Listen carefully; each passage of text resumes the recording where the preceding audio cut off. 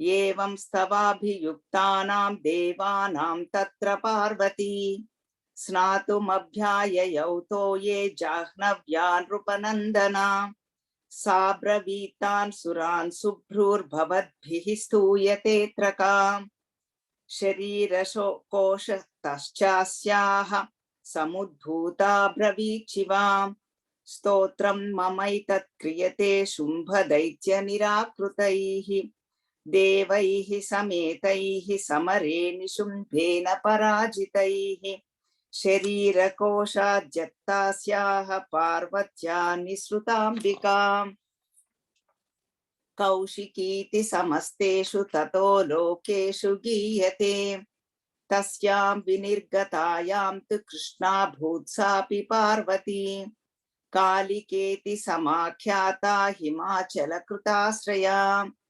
ततोऽम्बिकां परं रूपं बिभ्राणां सुमनोहरं ददर्श चण्डो मुण्डश्च भृत्यौ शुम्भनिशुम्भयोः ताभ्यां शुम्भाय चाख्याता सातीव सुमनोहरा काप्यास्ते स्त्री महाराज भासयन्ती हिमाचलम् नैव तादृक्वचिद्रूपं दृष्टं केनचिदुत्तमम् ज्ञायतां काप्यसौ देवी गृह्यतां चासुरेश्वरा स्त्रीरत्नमति चार्वङ्गी दोच्ययन्ती दिशस्त्विषा सा तु तिष्ठति दैत्येन्द्र तां भवान् द्रष्टुमर्हति यानि रत्नानि मुनयो गजाश्वादीनि वै प्रभो त्रैलोक्ये तु समस्तानि साम्प्रतं भान्ति ते गृहे ऐरावतः समानीतो गजरत्नं पुरन्दरात् पारिजाततरुश्चायुं तथैवोच्चैवाहयः विमानं हंस संयुक्तो मेतत्तिष्ठति तेऽङ्गणे रत्नभूतमिहानीतं यदासीद्वेधसोद्भुतं निधिरेश महापद्मः समानीतो धनेश्वरात् किञ्जल्कनीं ददौ चाब्धिर्मालामम्लानपङ्कजाम् छत्रं ते वारुणं गेहे काञ्चनस्रावितिष्ठति तथायं स्यन्दनवरो यः पुरासीत् प्रजापते मृत्योरुत्क्रान्तिदानाम शक्तिरीशत्वया हृता पाशसलिलराज्यस्य भ्रातुस्तव परिग्रहे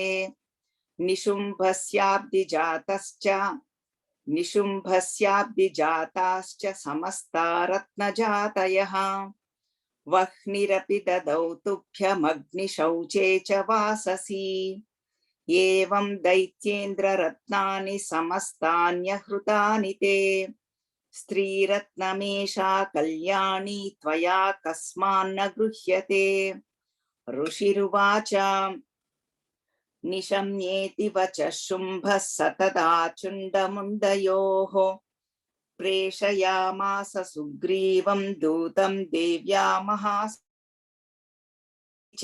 च वक्तव्या सा गत्वा वचनान् मम यथा चाभ्येति सम्प्रीत्या तथा कार्यं त्वया लघु स तत्र गत्वा यत्रास्ते शैलोद्देशेति शोभने तां च देवीं ततः प्राह श्लक्ष्णं मधुरया गिरा दूतमुवाच देवी दैत्येश्वरः शुम्भस्त्रैलोक्ये परमेश्वरः दूतोऽहं प्रेषितस्तेन त्वत्सकाशमिहागतः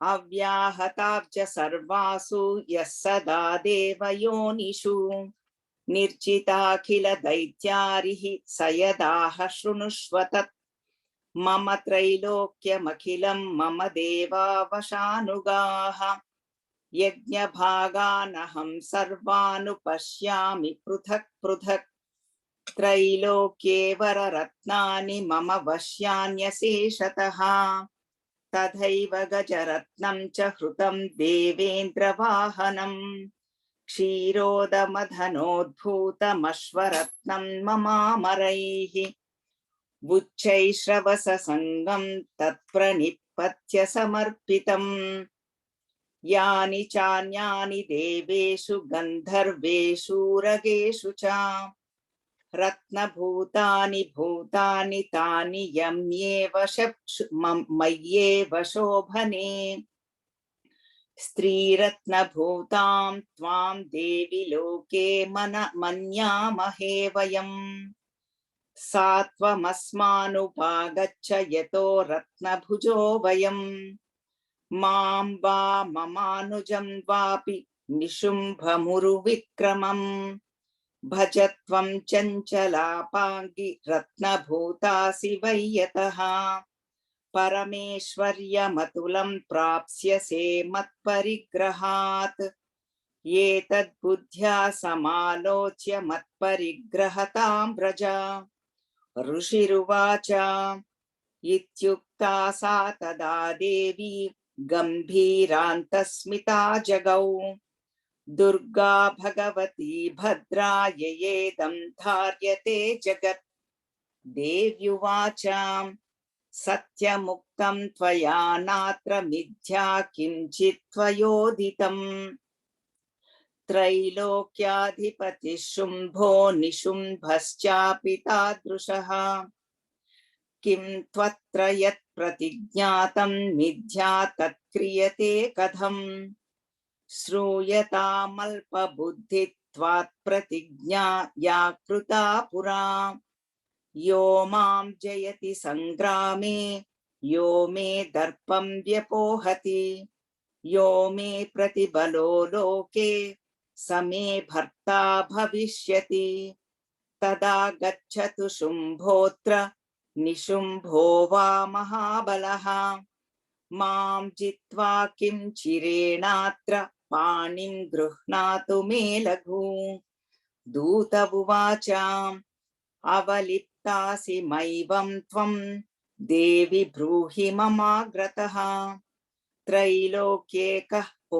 पुमांस्तिष्ठेदग्रे शुम्भ निशुम्भयोः अन्येषामपि दैत्येनां सर्वे देवा न वै युधि तिष्ठन्ति सम्मुखे देवी किं पुनः स्त्रीत्वमेकिका इन्द्राद्याः सकला देवास्तस्तुर्येषां न संयुगे शुम्भादीनां कथं तेषां स्त्री प्रयास्यसि सम्मुखम् सा त्वं गच्छ मयैवोक्ता पार्श्वं शुम्भ निशुम्भयोः केशाकर्षण निर्धूत गौरवामागमिष्यसि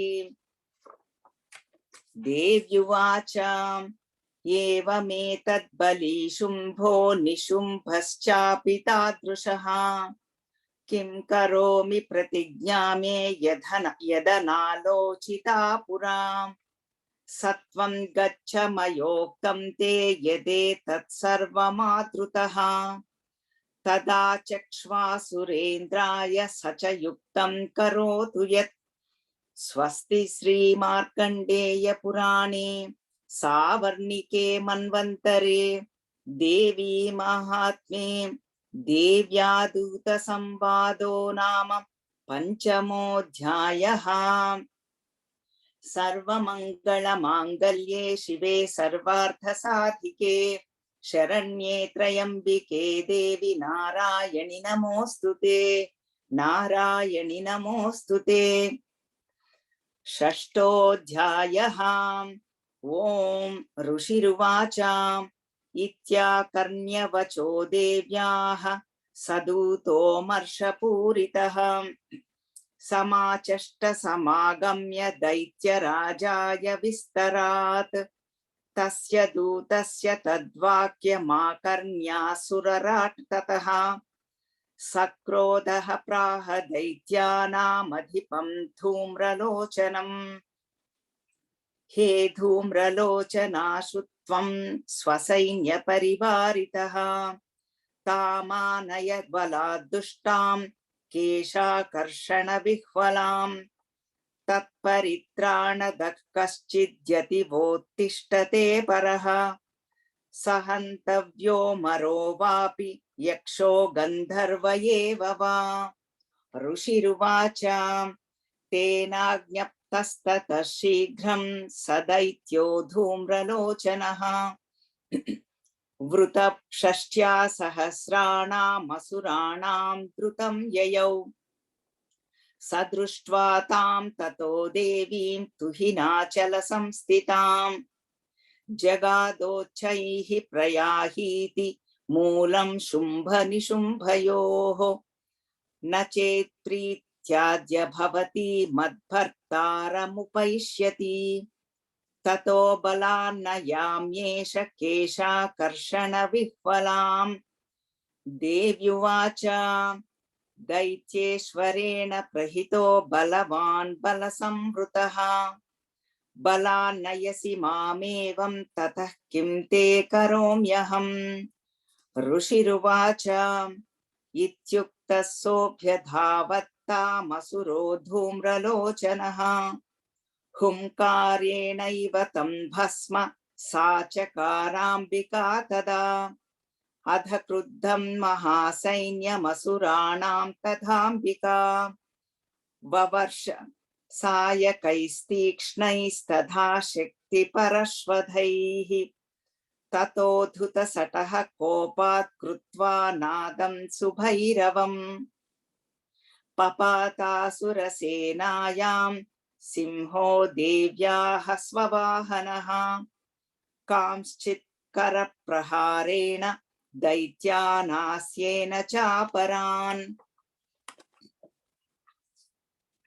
आक्रान्त्या चाधरेणान्यान् जघान स महासुरान् केषाञ्चित् पाटयामास नखैः कोष्ठानि केसरी तथा तलप्रहारेण शिरांसि कृतवान् पृथक् विच्छिन्न बाहुशिरसः कृतास्तेन तथा परे पपौ च रुधिरं कोष्ठादन्येषां धृतकेसरः क्षणेन तद्बलं सर्वं क्षयन्नीतं महात्मना तेन केसरिणा देव्या वाहनेनातिकोपिना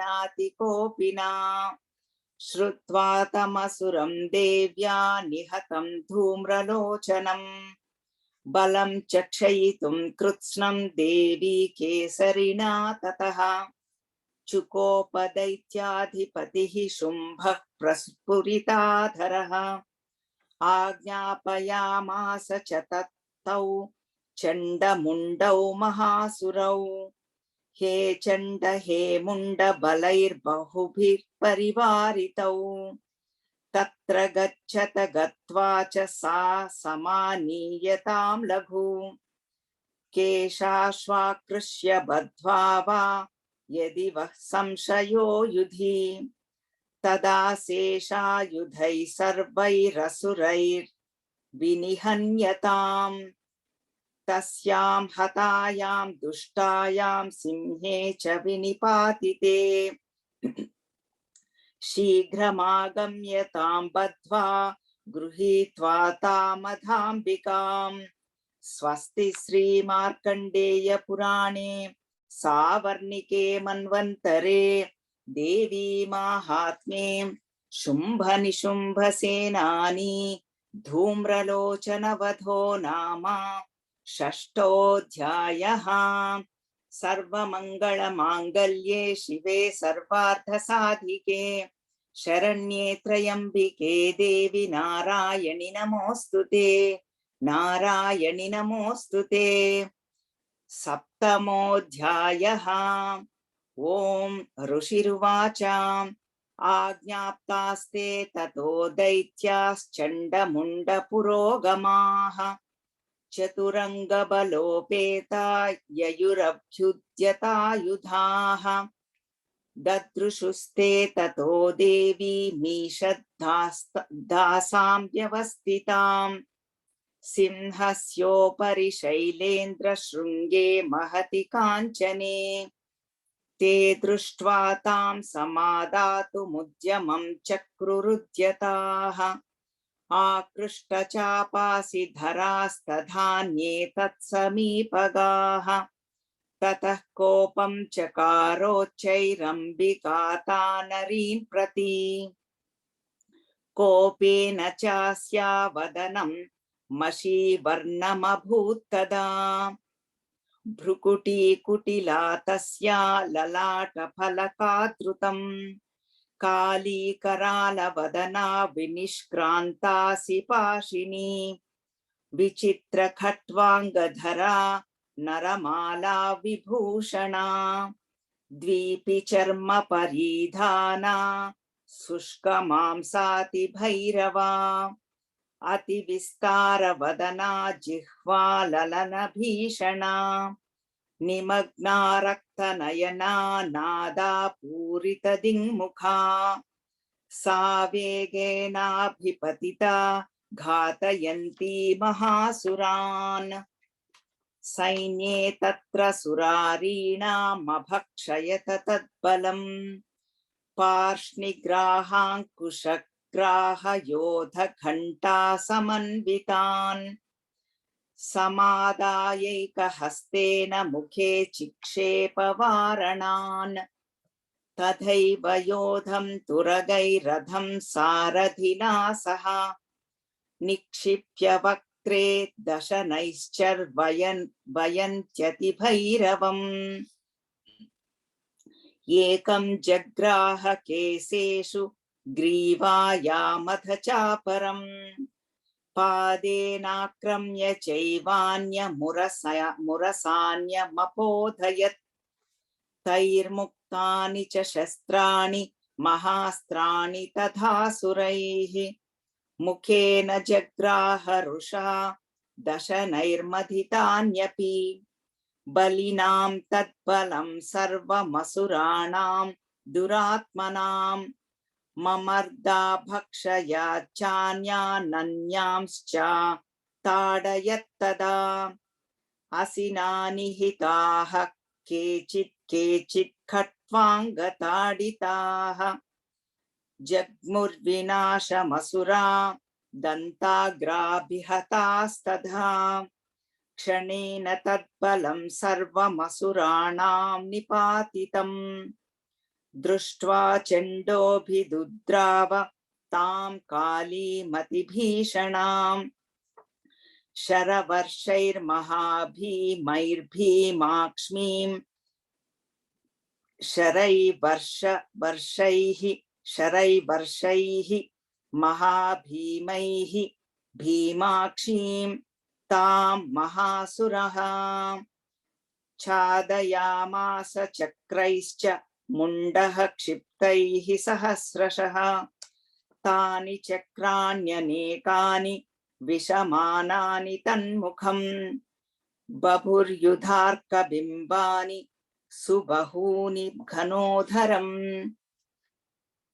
ततो जहासातिरुषा भीमं भैरवनादिनी कालीकरालवदना दुर्दर्शदशनोज्ज्वला उत्थाय च महासिंहं देवी चण्डमधावता गृहीत्वा चास्य केशेषु शिरस्तेनासिनाच्छिनत् अध मुण्डोऽभ्यधावत्तां दृष्ट्वा चण्डं निपातितं तमप्यपातयद्भूमौ सा खड्गाभिहतं वृषा हतशेषं ततः सैन्यं दृष्ट्वा चण्डं निपातितं मुण्डं च समहावीर्यं दिशो भेजे भयातुरम् शिरश्चण्डं च काली च गृहीत्वा मुण्डमेव च प्राह प्रचण्डाट्टहास मिश्रमभ्येत्ये च चण्डिकां प्राह प्रचण्डाट्टहास मिश्रमभ्येत्य चण्डिकां मया तवात्रोपहृतौ चण्डमुण्डौ महापशु युद्धयज्ञे स्वयं शुम्भं निशुम्भं च हनिष्यसि ऋषिरुवाच तावानीतौ ततो दृष्ट्वा चण्डमुण्डौ महासुरौ बुवाच कालीं कल्याणीं ललितं चण्डिकावचः यस्माच्चण्डं च मुण्डं च गृहीत्वा त्वमुपागता चामुण्डेति ततो लोके ख्याता देवी भविष्यसि। स्वस्ति श्रीमार्कण्डेय पुराणे सावर्णिके मन्वन्तरे देवी माहात्म्ये चण्डमुण्डवधो नाम सप्तमोऽध्यायः।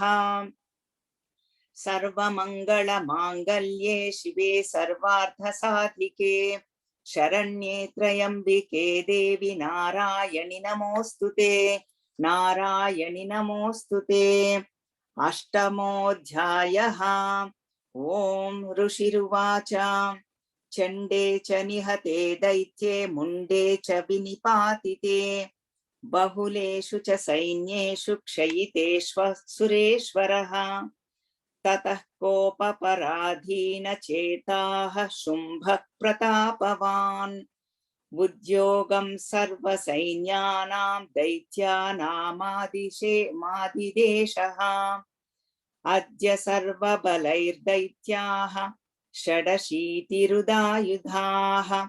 कम्बूनां चतुरशीतिर्निर्यान्तु स्वबलैर्वृताः कोटिवीर्याणि पञ्चाशदसुराणां कुलानि वै शतं कुलानि धौम्राणां निर्गच्छन्तु ममाज्ञया कालकादौर्हृदा मौर्याः मौर्वाः कालिकेयास्तथासुराः युद्धाय सज्जा निर्यान्तु आज्ञया त्वरिता मम इत्याज्ञाप्यासुरपतिः शुम्भो भैरवशासनः निर्जगाम महासैन्य सहस्रैर्बहुभिर्वृतः आयान्तं चण्डिका दृष्ट्वा तत्सैन्यमतिभीषणम् ज्यास्वनैः पूरयामास धरणी गगनान्तरम् ततः सिंहो महानादमतीव कृतवान् नृपा घण्टास्वनेन तान्नादानम्बिका चोपबृंहयत् धनुर्ज्या सिंह घण्टानां नादा पूरितदिङ्मुखा निनादैर्भीषणैः काली जिज्ञे विस्तारितानना तं निनादमुपश्रुत्य दैत्यसैन्यश्चतुर्दिशम् देवी सिंहस्तथा काली सरोषैः परिवारिताः एतस्मिन्नन्तरे भूप विनाशाय सुरद्विषाम् भवायामरसिंहानामतिवीर्यबलान्विताः ब्रह्मेश गुह विष्णूनां तथेन्द्रस्य च शक्तयः शरीरेभ्यो विनिष्क्रम्य तद्रूपैश्चण्डिकां ययुः यस्य देवस्य यद्रूपं यथा भूषणवाहनं तद्वदेव हि तच्चक्तिरसुरान्योद्धुमाययौ हंसयुक्तविमानाग्रे साक्षसूत्रकमण्डलुः आयाता ब्रह्मणः शक्तिर्ब्रह्माणीत्यभिधीयते माहेश्वरी वृषारूढा त्रिशूलवरधारिणी महाहिवलया प्राप्ता चन्द्ररेखा विभूषणा कौमारी शक्तिहस्ता च मयूरवरवाहना योद्धुमभ्याययौ दैत्यानम्बिका गुहरूपिणी तथैव वैष्णवी शक्तिर्गरुडोपरि संस्थिता शङ्खचक्रगदाशाङ्ग खड्गहस्ताभ्युपाययौ यज्ञवराहमतुलं रूपं या बिभ्रतो हरेः शक्तिः साप्याययौ तत्र वाराहीं बिभ्रतीं तनुं नारसिंही नृसिंहस्य बिभ्रति सदृशं वपुः प्राप्ता तत्र सटाक्षेप क्षिप्तनक्षत्रसंहतिः वज्रहस्ता तथैवैन्द्री गजराजोपरि परिस्थिता प्राप्ता सहस्रनयना यथा शक्रस्तथैव सा ततः परिवृतस्ताभिरीशानो देवशक्तिभिः हन्यन्तामसुराः शीघ्रं मम प्रीत्याह चण्डिकाम् ततो देवी शरीरात्तु विनिष्क्रान्तातिभीषणा चण्डिका शक्तिरत्युग्रा शिवा शतनिनादिनी सा चाह धूम्रजटिलमीशानमपराजिता दूतत्वं गच्छ भगवन् पार्श्वं शुम्भनिशुम्भयोः ब्रूहि शुम्भं निशुम्भं च दानवातिगर्वितौ ये चान्ये दानवास्तत्र युद्धाय समुपस्थिताः त्रैलोक्यमिन्द्रो लभतां देवाः सन्तु हविर्भुजः यूयं प्रयात पातालं यदि जीवितुमिच्छतः बलाबले पादधच्छेद्भवन्तो युद्धकाङ्क्षिणः तदा गच्छत तृप्यन्तु मच्छिवाः पिशितेन वः यतो नियुक्तो दौत्येन तया देव्या शिवः स्वयं शिवदूतीति लोकेऽस्मिन् स्ततः साख्यातिमागताः तेऽपि श्रुत्वा वचो देव्याः शर्वाख्यातं महासुराः अमर्षापूरिता जग्मुर्यत्र कात्यायिनी स्थिता ततः प्रथममेवाग्रे शरशक्तवृष्टिभिः ववर्षुरुद्धतामर्षास्तां देवी ममरारयः सा च तान् प्रहितान् बाणान् शूलशक्तिपरश्वधान्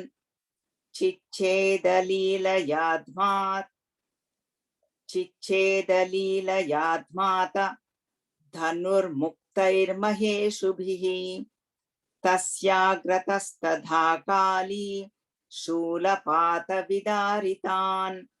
खट्वाङ्गपोधितांश्चारीन् कुर्वन्ति व्यचरत्तथा कमण्डलुजलाक्षेपहत वीर्यान् हतौजसः ब्रह्माणि चाकरोच्छत्रूनि येन स्मधावति माहेश्वरी त्रिशूलेन तथा चक्रेण वैष्णवी दैत्याङ्गघानकौमारी तथा शक्त्यातिकोपना ऐन्द्रीकुलिशपातेन शतशो दैत्यदानवाः पेतुर्विदारिताः पृथ्व्यां रुधिरौघप्रवर्षिणः तुण्डप्रहारविध्वस्ता दंष्ट्राग्रक्षतवक्षसः वाराहमूर्त्यान्यपतंश्चक्रेण च विदारिताः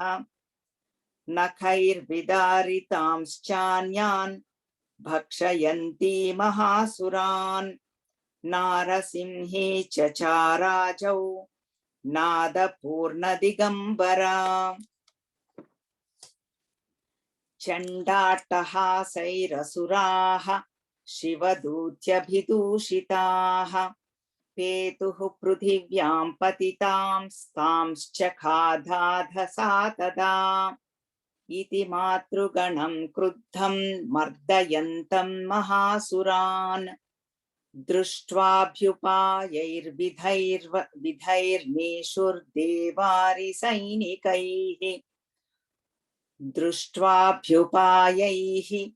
विविधैः नशेर्देवारिसुरसैनिकाः पलायनपरान् दृष्ट्वा दैत्यान् मातृगणार्दितान् योद्धुमभ्याययौ क्रुद्धो रक्तबीजो महासुरः रक्तबिन्दुर्यदा भूमौ पतत्यस्य शरीरतः समुत्पतति मेदिन्यां तत्प्रमाणो महासुरः युयुधे स गदापाणिरिन्द्रशक्त्या महासुरः ततश्चैन्द्री स्ववज्रेण रक्तबीजमताडयत् कुलुषेनाहतस्याशु बहुशुस्रावशोणितम् समुत्तस्तुस्ततो योधास्तद्रूपास्तत्पराक्रमाः यावन्तः पतितास्तस्य शरीराद्रक्तबिन्दवः तावन्तः पूरुषा जातास्तद्विपर्यबलविक्रमाः ते चापि युयुधुस्तत्र पुरुषा रक्तसम्भवाः समं मातृभिरत्युग्रशस्त्रपातातिभीषणम् पुनश्च वज्रपातेन क्षतमस्य शिरो यदा ववाह रक्तं पुरुषास्ततो जाताः सहस्रशः वैष्णवी समरे चैनं चक्रेणाभिजघानः गदया ताडयामान ऐन्द्रीतमसुरेश्वरम् वैष्णवी चक्रभिन्नस्य रुधिरस्रावसम्भवैः सहस्रशो जगद्व्याप्तं तत्प्रामाणैर्महासुरैः शक्त्या जघान कौमारी वाराही च तथासिना माहेश्वरी त्रिशूलेन रक्तबीजं महासुरम् स चापि गदया दैत्यः सर्वा एवाहनत् पृथक् मातृः कोपसमाविष्टो रक्तबीजो महासुरः तस्याः तस्य बहुधा शक्तिशूलादिभिर्भुवि पपातयो वै पपातयो वै रक्तौघस्तेनान् शतशो सुराः पपातयो वै रक्तौघस्तेनान् शतशो सुराः तैश्चासुरास्रक्सम्भूतैरसुरैः सकलं जगत् व्याप्तमासीत् ततो देवा भयमाजग्मुरुत्तमम् तान् विषण्णान् सुरान् दृष्ट्वा चण्डिका प्राप सत्वरम् बुवाच कालीं चामुण्डे विस्तीर्णं वदनं कुरु मच्छस्त्रपातसम्भूतान् रक्तबिन्दून् महासुरान् रक्तबिन्दोः प्रतीच्छ त्वं वक्त्रेणानेन वेगिना भक्षयन्ती चररणे तदुत्पन्नान् महासुरान् एवमेष क्षयं दैत्यः क्षेण रक्तो गमिष्यति भक्ष्यमाणास्त्वया चोग्र न चोत्पत्स्यन्ति चापरे इत्युक्त्वा तां ततो देवी शूलेनाभिजघानतम् मुखेन काली जगृहे रक्तबीजस्य शोणितम् ततो सा वाजघानाथ गदया तत्र चण्डिकाम् न चास्या वेदानां चक्रे गदापातोल्बिकामपि तस्याः तस्य देहात्तु बहुशुस्रावशोणितम् यतस्ततस्तद्वक्त्रेण चामुण्डा सम्प्रतीच्छति मुखे समुद्गता येस्या रक्तपातान् महासुराः तांश्च खादाथ चामुण्डा पपौ तस्य च शोणितम् देवी शूलेन वज्रेण बाणैरसिभिर्वृष्टिभिः जघान रक्तबीजं तं चामुण्डापीतशोणितं सपपात महीपृष्ठे शस्त्रसङ्घसमाहतः नीरक्तश्च महीपाल रक्तबीजो महासुरः ततस्ते हर्षमतुलमवापुस्त्रिदशा नृपा तेषां मातृगणो जातो ननर्तासृङ्मदोद्धतः स्वस्ति श्रीमार्कण्डेय पुराणे सावर्णिके मन्वन्तरे देवी माहात्म्ये रक्तबीजवधो नाम अष्टमोऽध्यायः। सर्वमङ्गलमाङ्गल्ये शिवे सर्वार्थसाधिके शरण्ये त्र्यम्बिके देवी नारायणि नमोऽस्तुते नारायणि नमोऽस्तुते। नवमोऽध्यायः। विचित्रमिदमाख्यातं भगवान् भवता मम देव्याश्चरितमाहात्म्यं रक्तबीजवधाश्रितं भूयश्चेचाम्यहं श्रोतुं रक्तबीजे निपातिते चकार शुम्भो यत्कर्म निशुम्भाश्चातिकोपनः ऋषिरुवाच चकारकोपमतुलं रक्तबीजे निपातिते शुम्भासुरो निशुम्भश्च हतश्वन्येषु चाहने हन्यमानं महासैन्यं विलोक्यामर्षमुद्वहन् अभ्यधावन्निशुम्भोध मुख्ययासुरसेनया तस्याग्रतस्तथा पृष्ठे पार्श्वयोश्च महासुराः सन्दष्टौष्टपुटाः क्रुद्धा हन्तुं देवीमुपाययहुः आजगाम महावीर्यः शुम्भोऽपि स्वबलैर्वृतः निहन्तुं चण्डिकां कोपात् कृत्वा युद्धं तु मातृभिः ततो युद्धमतीवासीत् देव्या शुम्भनिशुम्भयोः शरवर्षमतीवोग्रं मेघयोरिव वर्षतोः छिच्चेदास्तान् चरांस्ताभ्यां चण्डिका स्वशरोत्करैः ताडयामास चाङ्गेषु शस्त्रौघैरसुरेश्वरौ निशुम्भो निशितं खड्गं चर्मचादाय सुप्रभम् अताडयन्मूर्ध्नि सिंहं देव्या वाहनमुत्तमम्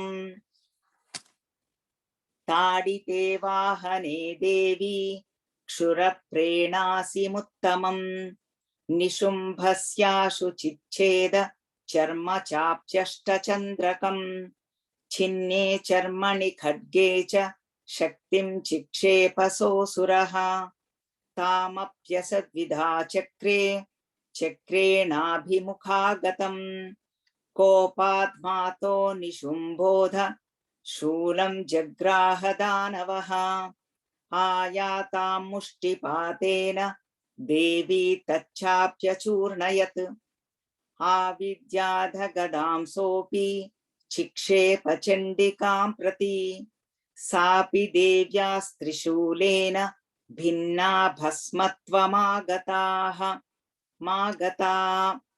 ततः परशुहस्तं तमायान्तं दैत्यपुङ्गवम् आहत्य देवी बाणौघैरपातयत भूतले तस्मिन् निपतिते भूमौ निशुम्भे भीमविक्रमे भ्रातर्यतीव संक्रुद्धः प्रययौ हन्तुमम्बिकाम् सरधस्तस्थात्युच्चैर्गृहीत परमायुधैः भुजैरष्टाभिरतुलैः व्याप्याशेषन् बभौ नभः तमायान्तं समालोक्य देवी शङ्खमवादयत् ज्याशब्दं चापि धनुषश्चकारातीव दुस्सहम् पूरयामास ककुभो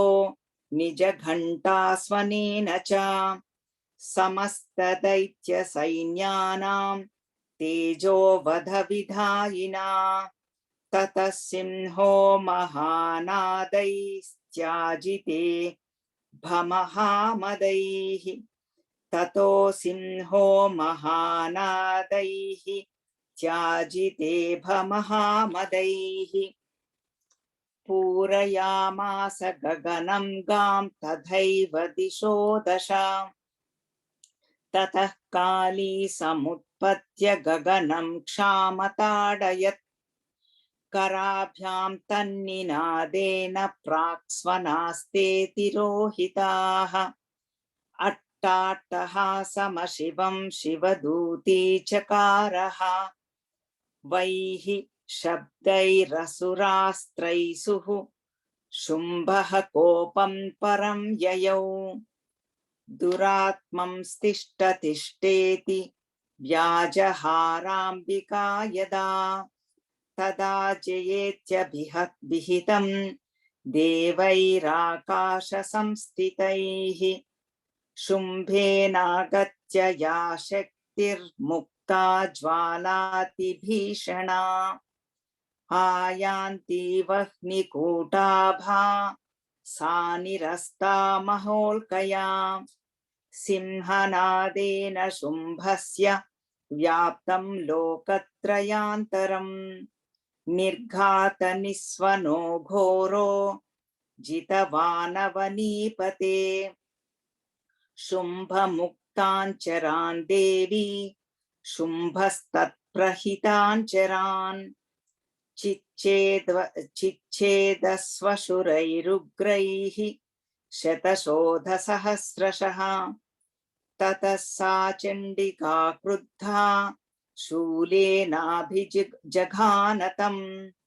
सतदाभिहतो भूमौ मूर्छितो निपपातः ततो निशुम्भः शुम्भो सम्प्राप्य चेतनामात्तकार्मुकः आजघान शरैर्देवीं कालीं केसरिणीं तथा पुनश्च कृत्वा बाहूनामयुतं धनुजेश्वरः चक्रायुधेन दितिश्चादयामास चण्डिकाम्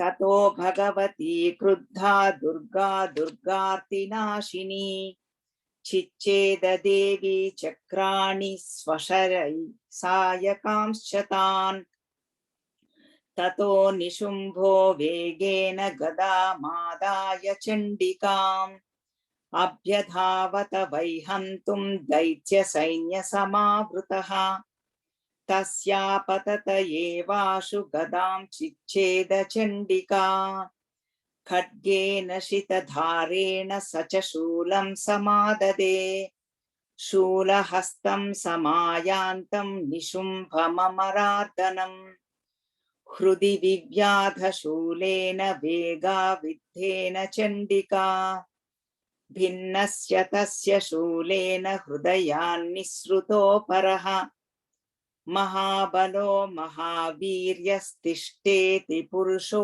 वदन् तस्य निष्क्रामतो देवी प्रहस्य स्वनवत्ततः शिरश्चिच्छेद खड्गेन ततो सावपतद्भुविः ततः सिंहश्च खादोग्र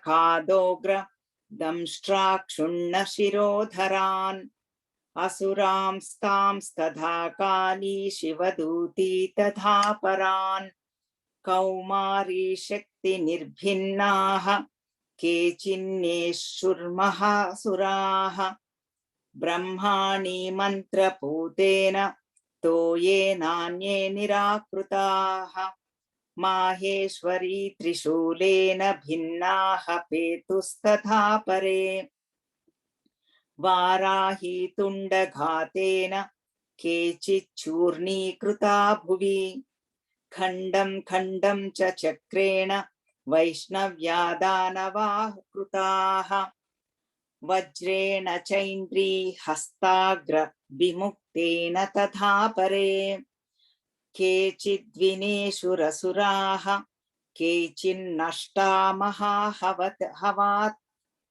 महाहवात् भक्षिताश्च पश्चापरे काली शिवदूती मृगाधिपैः। स्वस्ति श्री मार्कण्डेय पुराणे सावर्णिके मन्वन्तरे देवी माहात्म्ये निशुम्भवधो नाम नवमोऽध्यायः। सर्वमङ्गलमाङ्गल्ये शिवे सर्वार्थसाधिके शरण्ये त्र्यम्बिके देवी नारायणि नमोस्तुते, नारायणि नमोस्तुते. Once you know chanting very well, you can chant the whole line. But wherever it is difficult, I am putting comma or stopping. So that is why, but you can chant the whole line once you are very good at it. दशमोऽध्यायः। ॐ ऋषिरुवाच निशुम्भं निहतं दृष्ट्वा भ्रातरं प्राणसंहितं हन्यमानं बलं चैव शुम्भः क्रुद्धो ब्रवीद्वचः बलावलेपदुष्टे त्वं मा दुर्गे गर्वमावह अन्यासां बलमाश्रित्य युध्यसे चातिमानिनी। देव्युवाच एकैवाहं जगत्रत्य द्वितीया का ममापरा पश्यैता दुष्टमय्येव विशन्त्यो मद्विभूतयः। ततः समस्तास्तदेव्यो ब्रह्माणि प्रमुखालयम् तस्या देव्यास्तनौ जग्मुः एकैवासीत् तदाम्बिका। देव्युवाच अहं विभूत्या बहुभिरिह रूपैर्यदा स्थिता तत्संहृतं मयैकैव तिष्ठाम्याजौ स्थिरो भव। ऋषिरुवाच ततः प्रववृते युद्धं देव्याः शुम्भस्य चोभयोः पश्यतां सर्वदेवानामसुराणां च दारुणम् शरवर्षैः क्षितैः शस्त्रैस्तथा चास्त्रैः सुदारुणैः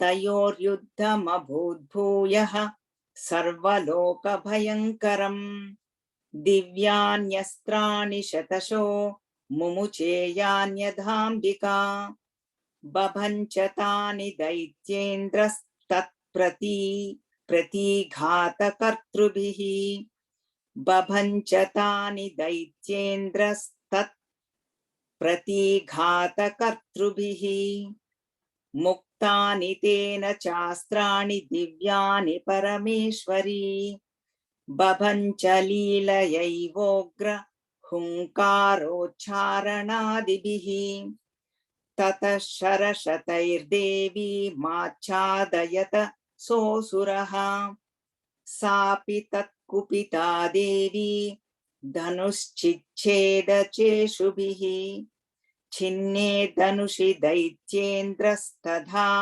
शक्तिमधाददे चिच्छेददेवी चक्रेण तामप्यस्य करे स्थिताम् ततः खड्गमुपादाय शतचन्द्रं च भानुमत् अभ्यधावत तां देवीं दैत्यानामधिपेश्वरः तस्यापतत एवाशु खड्गं चिच्छेदचण्डिका धनुर्मुक्तैः शितैर्बाणैः चर्मचार्ककरामलम् धनुर्मुक्तैः शितैर्बाणैश्चर्मचार्ककरामलम् अश्वांश्च पातयामास रथं सारथिना सह हताश्वः स तदा दैत्यश्चिन्नधन्वा विसारथिः जग्राहमुद्गरं घोरमम्बिका निधनोद्यतः चिच्छेदापततस्तस्य मुद्गरं निशितैः शरैः तथापि सोऽभ्यधावत्तां मुष्टिमुद्यम्य वेगवान् समुष्टिं पातयामास हृदये दैत्यपुङ्गवः। देव्यास्तं चापि सा देवी तलेनोरस्य ताडयत्। तलप्रहाराभिहतो निपपात महीतले। स दैत्यराजः सहसा पुनरेव तथोत्थितः। उत्पत्य च प्रग्रह्योच्चैर्देवीं गगनमास्थितः। उत्पत्य च प्रगृह्योच्चैर्देवीं गगनमास्थितः। तत्रापि सा निराधारा युयुधे तेन चण्डिका। नियुधं खे तदा दैत्यश्चण्डिका च परस्परम्। चक्रतुः प्रथमं सिद्धमुनिविस्मयकारकम्। ततो नियुद्धं सुचिरं कृत्वा तेनाम्बिका सह। उत्पाट्य भ्रामयामास चिक्षेपधरणीतले। सक्षिप्तो धरणीं प्राप्य मुष्टिमुद्यम्य वेगवान्। अभ्यधावत दुष्टात्मा चण्डिका निधनेच्छया। तमायान्तं ततो देवी सर्वदैत्यजनेश्वरम्। जगत्यां पातयामास भित्त्वा शूलेन वक्षसि। स गतासुः पपातोर्व्यां देवी शूलाग्रवीक्षतः। स गतासुः पपातोर्व्यां देवी शूलाग्रवीक्षतः। चालयन् सकलां पृथ्वीं साब्धिद्वीपां सपर्वतां। ततः प्रसन्नमखिलं हते तस्मिन् दुरात्मनि। जगत्स्वास्थ्यमतीवाप निर्मलं चाभवन्नभिः। जगत्स्वास्थ्यमतीवाप निर्मलं चाभवन्नभः। उत्पातमेघाः सोल्काये प्रागासंस्ते शमं ययुः। सरितो मार्गवाहिन्यस्तथा संस्तत्र पातिते। ततो देवगणाः सर्वे हर्षनिर्भरमानसाः। बभूवुर्निहते तस्मिन् गन्धर्वा ललितं च गुः। अवादयंस्तथैवान्ये ननृतुश्चाप्सरो गणाः। ववुः पुण्यास्तथा वाताः सुप्रभो बुद्धिवाकरः। जज्वुलुश्चाग्नयः शान्ताः शान्तादिग्जनितस्वनाः। स्वस्ति श्रीमार्कण्डेय पुराणे सावर्णिके मन्वन्तरे देवी माहात्म्ये शुम्भवधो नाम दशमोऽध्यायः। सर्वमङ्गलमाङ्गल्ये शिवे सर्वार्थसाधिके शरण्ये त्र्यम्बिके देवी नारायणि नमोऽस्तुते। नारायणि नमोऽस्तुते। एकादशोऽध्यायः।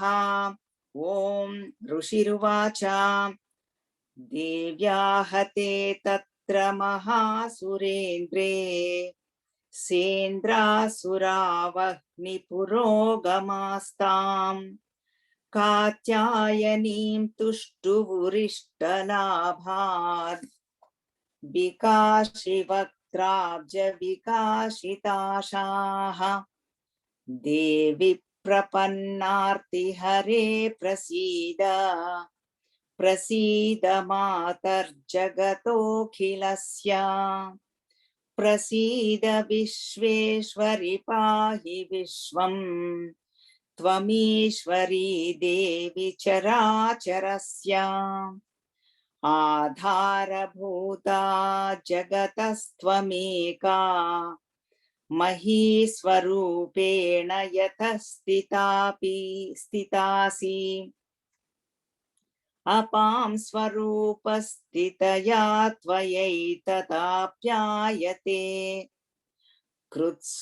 कृत्स्नमलङ्घ्य वीर्ये Let us say if you stop here, apam swarupastitaya tvayaitat apyayate kritsnamalangya virye tvam vaishnavi shaktirananta virya vishvasya bijam paramasi maya sammohitam devi samastametat त्वं वै प्रसन्ना भुवि मुक्तिहेतुः विद्याः समस्तास्तव देवि भेदाः स्त्रियः समस्ताः सकला जगत्सु त्वयैकया पूरितमम्बयैतत्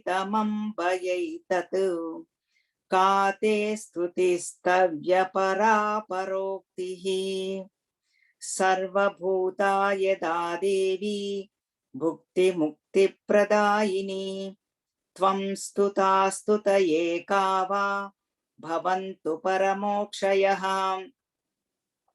सर्वस्य बुद्धिरूपेण जनस्य हृदि संस्थिते स्वर्गापवर्गदे देवी नारायणि नमोऽस्तुते कलाकाष्ठादिरूपेण परिणामप्रदायिनी विश्वस्योपरतौ शक्ते नारायणि नमोऽस्तुते सर्वमङ्गलमाङ्गल्ये शिवे सर्वार्थसाधिके शरण्ये त्र्यम्बिके गौरि नारायणि नमोऽस्तुते सृष्टिस्थितिविनाशानां शक्तिभूते सनातनी गुणाश्रये गुणमये नारायणि नमोऽस्तुते शरणागत दीनार्थ परित्राणपरायणे सर्वस्यार्तिहरे देवी नारायणि नमोऽस्तुते हंसयुक्त विमानस्ते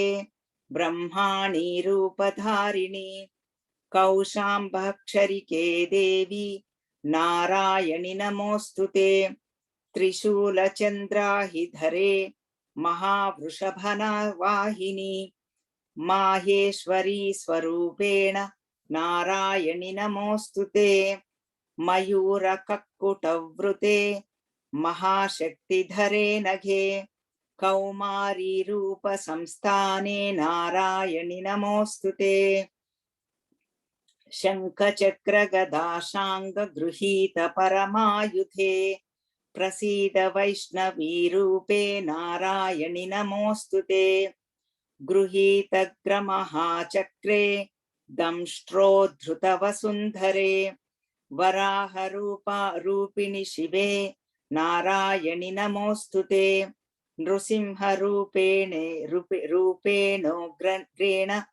नृसिंहरूपेणोग्रेण हन्तुं दैत्यान् कृतोद्यमे त्रैलोक्यत्राणसहिते नारायणि नमोऽस्तुते किरीटिनि महावज्रे सहस्रनयनोज्ज्वले वृत्रप्राणहरे चैन्द्री नारायणि नमोऽस्तुते शिवदूती स्वरूपेण हतदैत्यमहाबले घोररूपे महारावे नारायणि नमोऽस्तुते दंष्ट्राकरालवदने शिरोमाला विभूषणे चामुण्डे मुण्डमथने नारायणि नमोऽस्तुते लक्ष्मीलज्जे महाविद्ये श्रद्धे पुष्टिस्वधे ध्रुवे महारात्रि महामाये नारायणि नमोऽस्तुते मेधे सरस्वती वरे भूतिबाभ्रवितामसि नियते त्वं प्रसीदेशे नारायणि नमोऽस्तुते सर्वस्वरूपे सर्वेशे सर्वशक्तिसमन्विते भयेभ्यस्त्राहि नो देवी दुर्गे देवी नमोऽस्तुते एतत्ते वदनं सौम्यं लोचनत्रयभूषितं पातु नः सर्वभूतेभ्यः कात्यायनि नमोऽस्तुते ज्वालाकरालमत्युग्रमशेषासुरसूदनं त्रिशूलं पातु नो भीतेर्भद्रकाली नमोऽस्तुते हिनस्ति दैत्यतेजांसि स्वनेनापूर्यया जगत् सा घण्टा पातु नो देवी पापेभ्यो नः सुतानिवाम्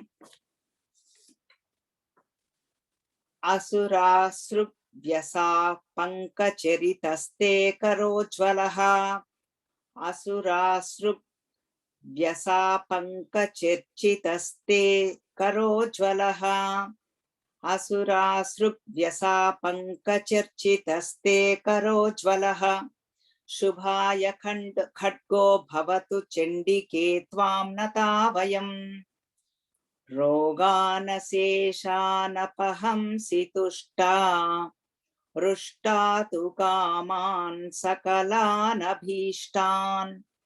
त्वामाश्रितानां न विपन्नराणां त्वामाश्रिता ह्याश्रयतां प्रयान्ति ये तत्कृतं यत्कदनं त्वयाद्य धर्मद्विषां देवी महासुराणां रूपैरनैकैर्बहुधात्ममूर्तिं कृत्वाम्बिके तत्प्रकरोति कान्या विद्यासु शास्त्रेषु विवेकदीपेष्वाद्येषु वाक्येषु च का त्वदन्या मम त्वगर्तेति महान्धकारे बिभ्रामयत्येतदतीव विश्वम् रक्षांसि यत्रोग्रविशाश्च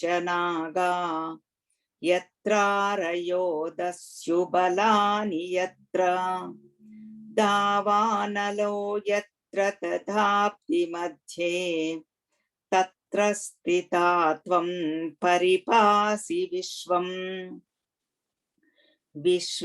विश्वेश्वरि त्वं परिपासि विश्वम् विश्वात्मिका धारयसीह विश्वम् विश्वेशवन्द्या भवती भवन्ति विश्वाश्रया ये त्वयि भक्तिनम्राः देवि प्रसीद परिपालय नोरिभीतेः नित्यं यथासुरवधातु दधुनैव सद्यः पापानि सर्वजगतां प्रशमं नयाशु उत्पातपाकजनितांश्च महोपसर्गान् प्रणतानां प्रसीद त्वं देवि विश्वार्तिहारिणी त्रैलोक्यवासिनामीड्ये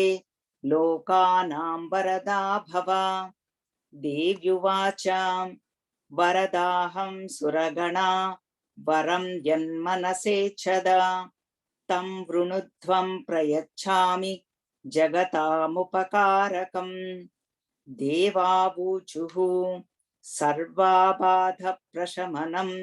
त्रैलोक्यस्याखिलेश्वरी एवमेव त्वया कार्यम् अस्मद्वैरिविनाशनम् एवमेव त्वया कार्यमस्मद्वैरिविनाशनम् देव्युवाच वैवस्वतेऽन्तरे प्राप्ते 28 युगे शुम्भो निशुम्भश्चैवान् उत्पत्स्येते महासुरौ शुम्भो निशुम्भैश्च वान्या उत्पत्स्येते महासुरौ नन्दगोपगृहे जाता यशोदा गर्भसम्भवा ततस्तौ नाशयिष्यामि विन्ध्याचलवासिनी पुनरप्यतिरौद्रेण रूपेण पृथिवीतले अवतीर्य हनिष्यामि वैप्रचित्तांश्च दानवान् भक्षयान्त्याश्च तानुग्रान् वैप्रचित्तान् महासुरान् रक्तादन्ता भविष्यन्ति दाडिमे कुसुमोपमाः ततो मां देवताः स्वर्गे मर्त्यलोके च मानवाः स्तुवन्तो व्याहरिष्यन्ति सततं रक्तदन्तिकाम् भूयश्च शतवार्षिक्या मनावृष्ट्या मनाम्भसि मुनिभिः संस्मृता भूमौ सम्भविष्याम्ययोनिजा ततश्च तेन नेत्राणां निरीक्षिष्याम्यहं मुनीन् कीर्तयिष्यन्ति मनुजाः शताक्षीमिति मां ततः ततोऽहमखिलं लोकमात्मदेहसमुद्भवैः भरिष्यामि सुराः शाकैरावृष्टैः प्राणधारकैः शाकम्भरीति विख्यातिं तदा यस्याम्यहं भुवि तत्रैव च वधिष्यामि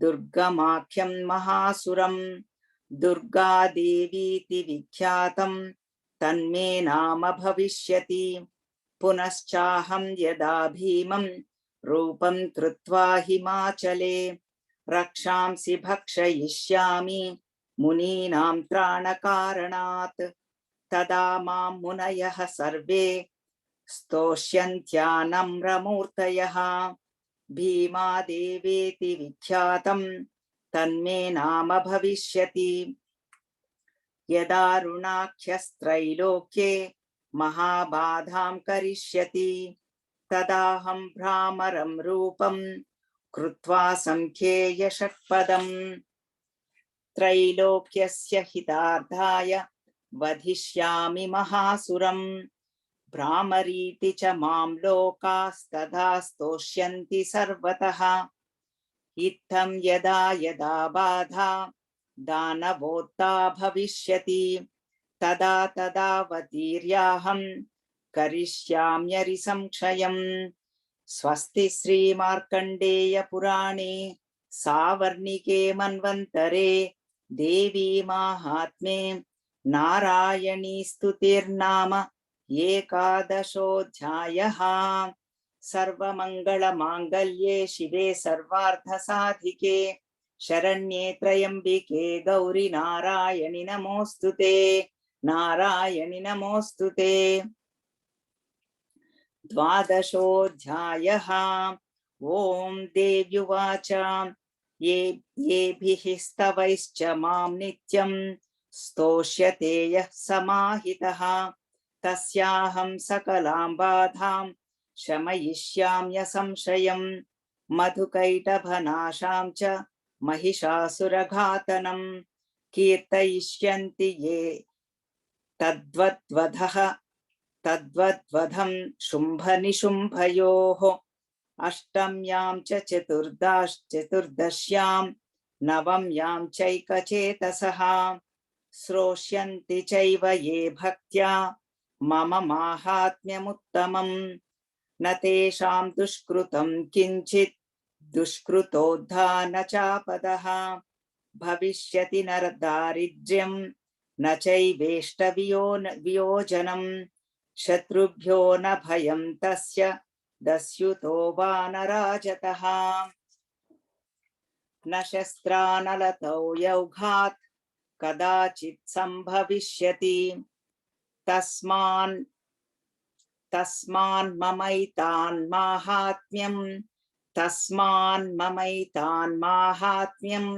पठितव्यं समाहितैः श्रोतव्यं च सदा भक्त्या परं स्वस्त्ययनं महत् उपसर्गानशेषांस्तु महामारी समुद्भवान् तथा त्रिविधमुत्पातं माहात्म्यं शमयेन्मम यत्रैतत् पठ्यते सम्यक् नित्यमायतने मम सदा न तद्विमोक्ष्यामि साम्निध्यं तत्र मे स्थितं बलिप्रदाने पूजयामग्निकार्णे महोत्सवे सर्वं ममैतन्माहात्म्यम् उच्चार्यं श्रावमेव च जानता वापि बलिपूजां यथा कृतां प्रतीक्षिष्याम्यहं प्रीत्या वह्निहोमं यथा कृतं शरत्काले महापूजा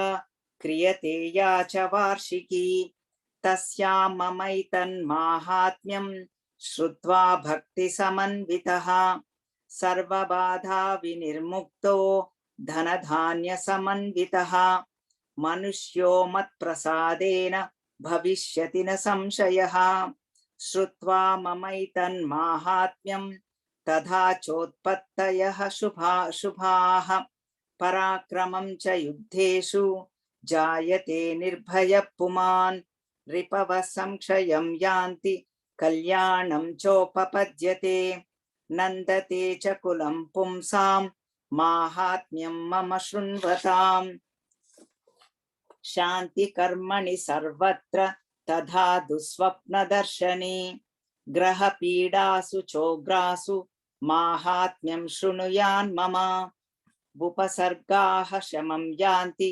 ग्रहपीडाश्च दारुणाः दुःस्वप्नं च नृभिर्दृष्टं सुस्वप्नमुपजायते बालग्रहाभिभूतानां बालानां शान्तिकारकम् संघातभेदे च नृणां मैत्री करुणमुत्तमम् दुर्वृत्तानामशेषाणां बलहानिकरं परं रक्षोभूतपिशाचानां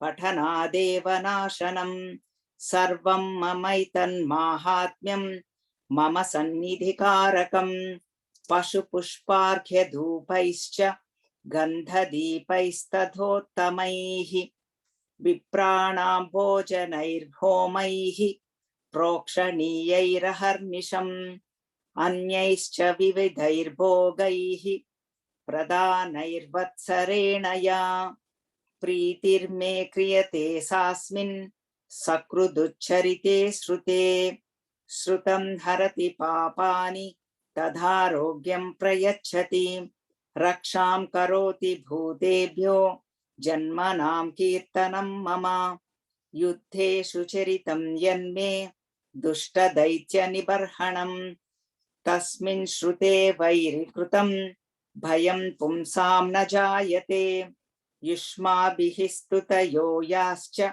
याश्च ब्रह्मर्षिभिः कृताः ब्रह्मणा च कृतास्तास्तु प्रयच्छन्तु शुभां मतिम्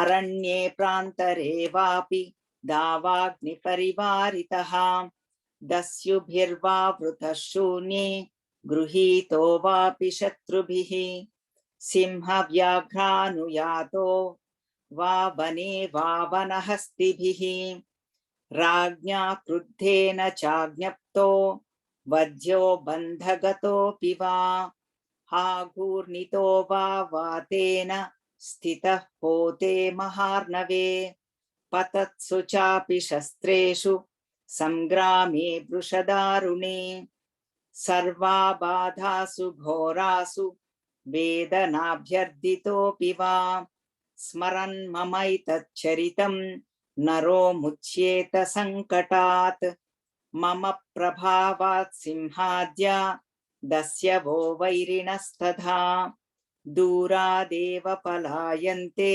स्मरतश्चरितं मम ऋषिरुवाच इत्युक्ता सा भगवती चण्डिका चण्डविक्रमा पश्यतां सर्वदेवानां तत्रैवान्तरधीयता तेऽपि देवा निरातङ्काः स्वाधिकारान्यथा पुरा यज्ञभागभुजः सर्वे चक्रुर्विनिहतारयः दैत्याश्च देव्या निहते शुम्भे देवरिपौ युधि जगद्विध्वंसि केतस्मिन् महोग्रे तुलविक्रमे निशुम्भे च महावीर्ये शेषाः पातालमाययुः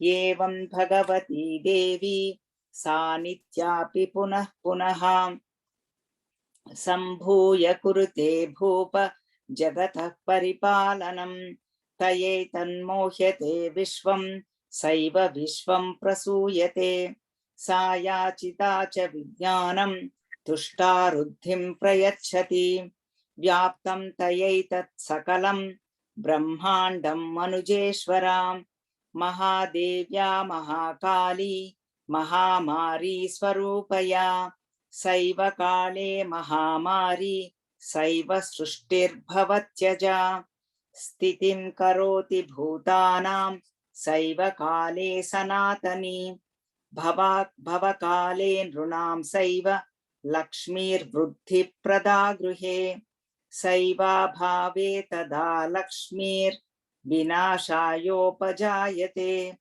स्तुता सम्पूजिता पुष्पैर्गन्धधूपादिभिस्तदा ददाति वित्तं पुत्रांश्च मतिं धर्मे गतिं शुभाम्। स्वस्ति श्री मार्कण्डेय पुराणे सावर्णिके मन्वन्तरे देवी माहात्म्ये भगवती वाक्यं द्वादशोऽध्यायः। सर्वमङ्गलमाङ्गल्ये शिवे सर्वार्थसाधिके शरण्ये त्र्यम्बिके गौरि नारायणि नमोऽस्तुते नारायणि नमोऽस्तुते। त्रयोदशोऽध्यायः। ॐ ऋषिरुवाच एतत्ते कथितं भूप देवी माहात्म्यमुत्तमम् एवं प्रभावा सा देवी ययेदं धार्यते जगत् विद्या तथैव क्रियते भगवद्विष्णुमायया तया त्वमेष वैश्यश्च तथैवान्ये विवेकिनः मोह्यन्ते मोहिताश्चैव मोहमेष्यन्ति चापरे तामुपैहि महाराज शरणं परमेश्वरीम् आराधिता सैव नृणां भोगस्वर्गापवर्गदा।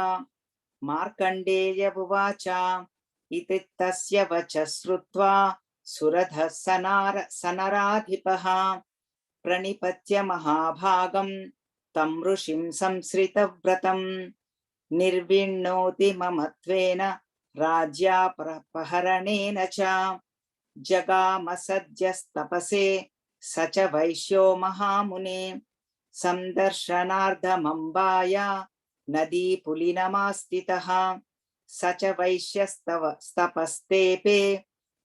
वैश्यस्तपस्तेपे देवी सूक्तं परं जपन् तौ तस्मिन् पुलिने देव्याः कृत्वा मूर्तिं महीमयीम् अर्हणां चक्रतुस्तस्याः पुष्पधूपाग्नितर्पणैः निराहारौ यतात्मानौ तन्मनस्कौ समाहितौ ददुतुस्तौ बलिं चैव निजगात्रश्रुगुक्षितम् एवं समाराधयतोस्त्रिभिर्वर्षैर्यतात्मनोः परितुष्टा जगद्धात्री प्रत्यक्षं प्राह चण्डिका देव्युवाच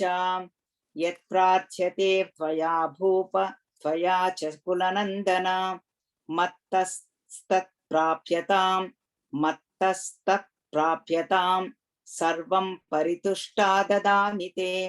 मार्कण्डेय उवाच ततो वव्रे नृपो राज्यम् अविभ्रंशन्यजन्मनि अत्रैव च निजं राज्यं हतशत्रुबलं बलात् सोऽपि वैश्यस्ततो ज्ञानं वव्रे निर्विण्णमानसः ममेत्यहमिति प्राज्ञः सङ्गविच्युतिकारकम् देव्युवाच स्वल्पैरहोभिर्नृपते स्वं राज्यं प्राप्स्यते भवान् हत्वा रिपून् स्खलितं तव तत्र भविष्यति मृतश्च भूयः सम्प्राप्य जन्मदेवाद्विवस्वतः सावर्णिको मनुर्नाम भवान् भुवि भविष्यति वैश्यवर्य त्वया यश्च वरोस्मत्तोऽभिवाञ्छितः तं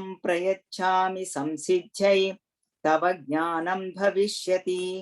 मार्कण्डेय उवाच iti datva tayordevi yadhabhilashitam param babhuvantarhita sadyo bhaktya tabhyam abhishtuta evam devya varam labdva suradha kshatriyarshavaha surya janma samasadya savarnirbhavita manuhu iti datva tayordevi yadhabhilashitam varam babhuvantarhita sadyo bhaktya tabhyam abhishtuta evam devya varam labdva suradha kshatriyarshavaha surya janma samasadya savarnirbhavita manuhu क्लीं ओम स्वस्ति श्री मार्कंडेय पुराणे सावर्णिके मन्वन्तरे देवी माहात्म्ये सुरथ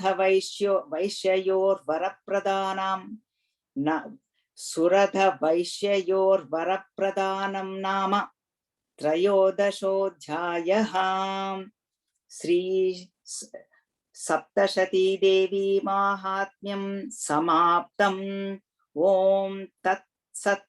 ओम सर्वमंगलमांगल्ये शिवे सर्वार्थसाधिके शरण्ये त्र्यंबिके देवी नारायणि नमोस्तुते।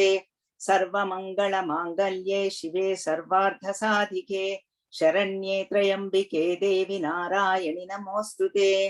सर्वमंगलमांगल्ये शिवे सर्वार्थसाधिके शरण्ये त्र्यंबिके देवी नारायणि नमोस्तुते। ओम पूर्णमदः पूर्णमिदं पूर्णात् पूर्णमुदच्यते पूर्णस्य पूर्णमादाय पूर्णमेवावशिष्यते। ओम शांति शांति शांतिः।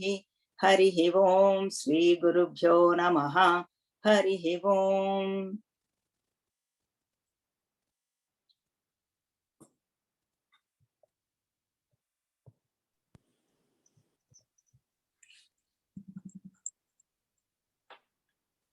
Thank you very much. Thank you, Shamla garu. Shamlaji. Thank you, Shamla garu. Thank you.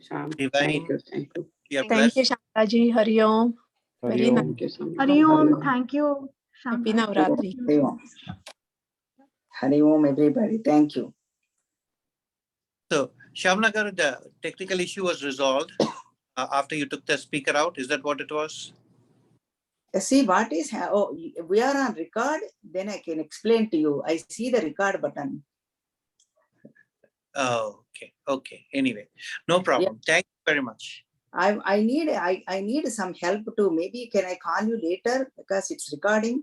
Because you know, I can call you later. Something is happening with that Siri. Okay, sure. I mean, we will call you. I will ask Vidul to call you because she's the one with the Zoom all the time.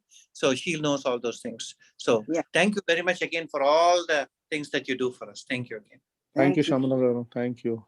Thank you.